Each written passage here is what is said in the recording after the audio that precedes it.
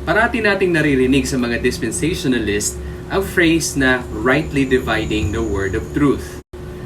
Ano nga ba ang rightly dividing the word of truth at bakit ito mahalaga? Ang rightly dividing the word of truth ay hindi lang basta phrase or isang kataga. Ito po ay isang instruction ni Apostol Pablo sa isa sa kanyang mga disciple na si Pastor Timothy sa 2 Timothy chapter 2 verse 15. Ang sabi ni Apostol Pablo kay Timothy, "Study to show thyself approved unto God, a workman that needed not to be ashamed, rightly dividing the word of truth." Ang ibig pong sabihin nito ay i-rightly divide mo yung mga katotohanan o salita ng Diyos, which is ang Bible. It's you have to rightly divide from truth to truth, hindi siya from kasinungalingan to katotohanan, kundi from katotohanan to another katotohanan.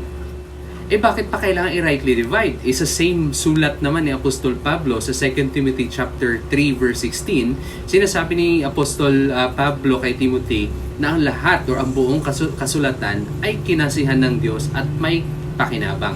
Dahil hindi lahat ng mga nakasulat sa kasulatan o Biblia ay naka-address sa iyo. Tama naman na ang buong kasulatan ay kinasihan ng Diyos at may pakinabang, ngunit hindi lahat ay naka-address sa atin.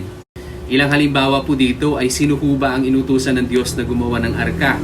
Sino po ba ang inutusan ng Diyos na ialay yung kanyang panganay na anak doon sa isang bundok?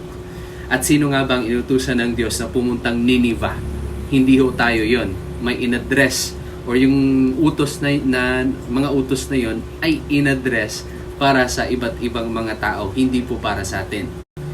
Ito nga po yung dahilan kung bakit may mga tao pa rin na hanggang ngayon ay nalilito. May mga tao pa rin na nag-o-offer ng mga burnt offerings, nagse-celebrate ng mga fiesta or feast, katulad na lamang ng Feast of the Unleavened Bread, Feast of the Passover, Feast of the Trumpet.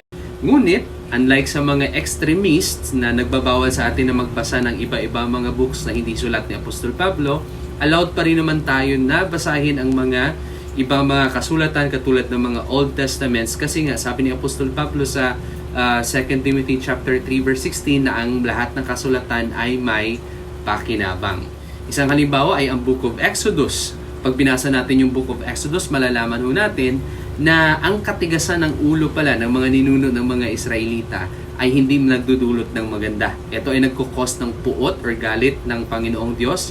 At ito nga yung dahilan kung bakit yung mga ninuno ay hindi pinayagan ng Diyos na makatawid or makapunta dun sa promised land or yung Canaan, which is yung Israel ngayon.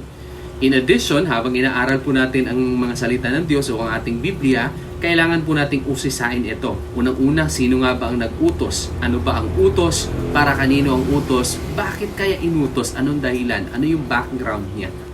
Dispensationally speaking, ang 12 apostles or 12 apostoles ay hinirang para sa bansang Israel. Mababasa natin yan ng paulit-ulit na they are to the people of Israel. Samantalang si Apostol Pablo naman ho ay hinirang primarily para sa mga hintil na katulad natin na ipalaganap ang grace gospel o salita o ebanghelyo ng biyaya ng Panginoong Diyos. Therefore, kailangan nating malaman na kailangan nating bigyang diin yung mga kasulatan ni Apostol Pablo mula sa aklat ng Roma hanggang sa aklat ng Philemon. Pero again, hindi dapat ho natin na pinagbabawal ang pagbasa ng iba-ibang mga books sa Biblia.